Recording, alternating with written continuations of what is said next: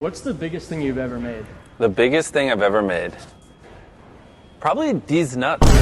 When Jimmy told me about Deez nuts, I knew it was going to be huge. When Jimmy first told me about Deez nuts, I thought he was crazy. I love Deez nuts. Same. I keep a pair on me at all times. These nuts taste so good. It's like this amazing peanut butter chocolate flavor. Nut tap. That's good nuts. You have to try these nuts. Go to Feastables.com right now if you want some nuts in your mouth.